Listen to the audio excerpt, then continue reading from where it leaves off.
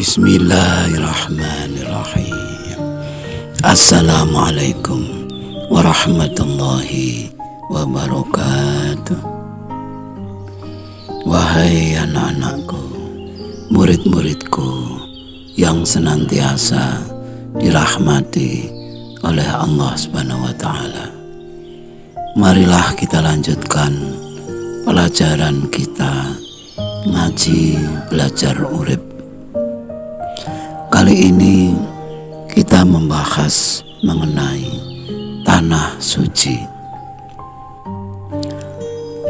Setiap kali kalimah tanah suci disebut, bayangan kita pasti mengarah ke Mekah, Arab Saudi. Mengapa? Sebab Ka'bah berada di sana, Baitullah. Begitulah kira-kira mengapa disebut tanah suci, tempat di mana kiblat umat Islam berada.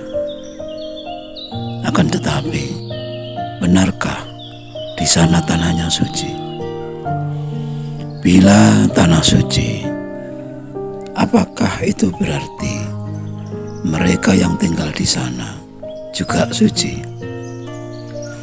Benarkah orang-orang di sana tidak punya nafsu sehingga selalu suci, atau tidak punya dosa, atau tidak pernah salah? Jika memang demikian, alangkah enak dan beruntungnya mereka yang lahir, tumbuh besar, dan tinggal di sana. Banyak pertanyaan yang mungkin bisa dimunculkan yang berkaitan dengan status tanah suci tersebut. Dan apabila kita mempelajari Islam hanya dari sisi syariatnya saja, tentu semuanya ditelan mentah begitu saja atau apa adanya, sebagaimana yang kita dengar. Dan pastilah kita cemburu kepada mereka yang tinggal di tanah suci, sebab tanah yang kita tinggali sekarang tidak suci karena tidak berbahasa Arab. Itu berarti merekalah yang berhak masuk surga dengan pasti, sedangkan kita belum tentu atau sulit sekali untuk masuk surga karena tidak hidup di tanah suci. Inilah tantangan bagi kita yang telah dewasa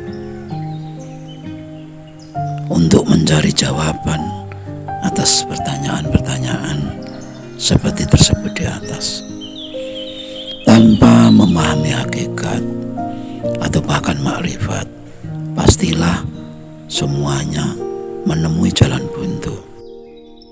Bicara tanah suci, kita tidak bisa lepas dari ibadah haji, sebab agama Islam mensyariatkan ibadah haji ke Baitullah di Mekah, Arab Saudi. Al-Quran surat Imran ayat 97 menyatakan, walillahi ala nasi hijjul baiti man istata'a ilaihi sabila. Dan karena Allah, wajib atas manusia melaksanakan haji bagi siapa yang berkemampuan untuk pergi ke sana.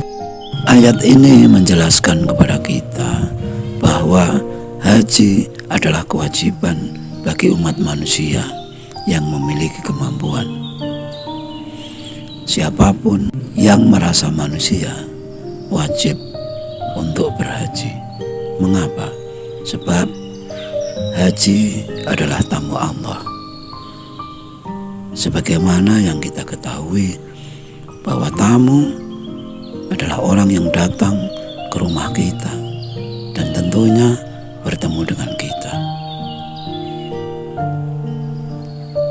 Manusia wajib bertamu untuk bertemu kepada yang menciptakan kebutuhan manusia.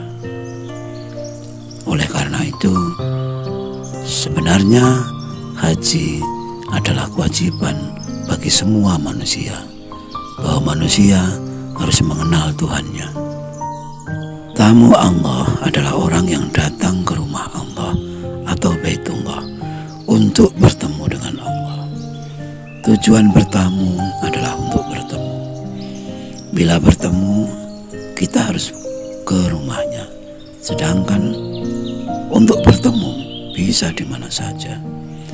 Kita bisa bertemu dengan Pak Lurah di mana saja, misalnya di kantor, di pasar, di lapangan, atau di mana saja. Namun, kita tidak bisa dikatakan sebagai tamu Pak Lurah. Lalu, apa artinya bertamu kepada Allah? Benarkah di dalam Ka'bah itu ada Allahnya? Rumah Allah tidak bisa kita samakan dengan rumah Pak Lurah. Rumah adalah tempat tinggal. Rumah Allah adalah tempat tinggal bagi Allah. Dan di manakah Allah Subhanahu wa taala bertempat tinggal? Dalam hadis qudsinya, Allah Subhanahu wa taala menyatakan, "Aku tidak termuat oleh bumiku dan langitku, namun aku termuat di dalam hati hamba-Ku yang beriman." Jadi tempat tinggal atau Baitullah adalah di dalam hati hamba yang beriman atau yang mukmin. Itulah rumah Allah. Selama hambanya beriman, merasakan adanya Allah di dalam kalbunya, memikirkan ciptaannya, memuji-muji asmanya, dan melaksanakan semua perintahnya, itulah hakikat tamu Allah, karena telah bertemu dengan Allah melalui keyakinannya. Penjelasan tersebut dari sudut pandang hakikat, jadi mungkin tidak sama dengan sudut pandang syariat sebagaimana yang dipahami oleh kebanyakan orang. Agama adalah masalah keyakinan atau kepercayaan. Demikian juga dengan masalah haji. Bila kita lebih meyakini haji dengan sudut pandang syariat, itu adalah hak kita.